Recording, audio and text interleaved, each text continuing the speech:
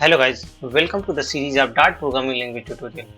As a part of Dart's control flow statements, we are going to learn Dart's for in loop in this tutorial. So let's get started. The for in loop is same as for loop. The difference is only that in for loop we have a condition, based on that only control will go inside and come out of the loop. But in for in loop, the loop will continue until it iterate all the elements of the given object. So here we have a syntax for that.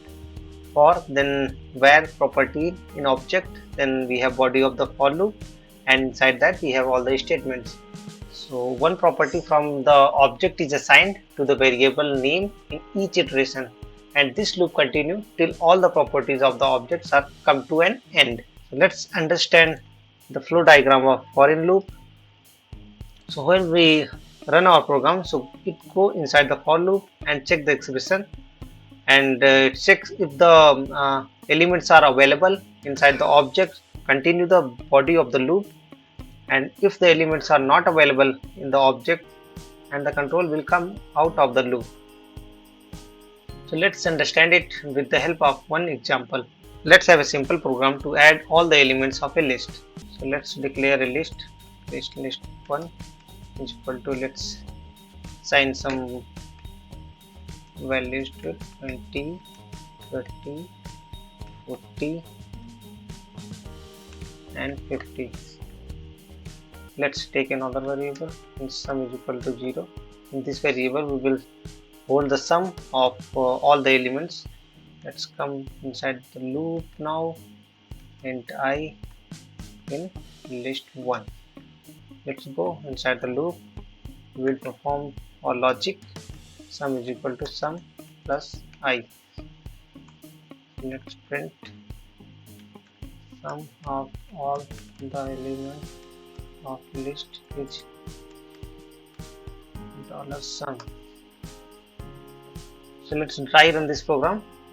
So here we have declared the list, and here we have taken one sum variable, and this is the for loop.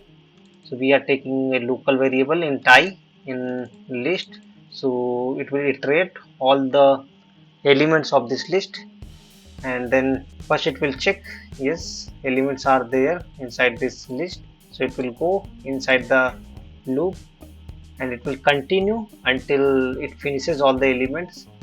So sum is equal to sum plus I, so first it will take 10. So sum is we have assigned to 0, so 0 plus 10, so 10 will be assigned to this sum. Then again it will come, so 10 is there in sum. Now the next element is 20, so 10 plus 20 is equal to 30 will be assigned to this sum. So this loop will continue until we have all the elements and added to this sum variable. Now here we have outside of the loop we have printed the sum variable. So let's run this program and check the output. So see, sum of all the elements is 150 we are getting as output. So please find the GitHub link for this example in the description of this video. Thanks for watching.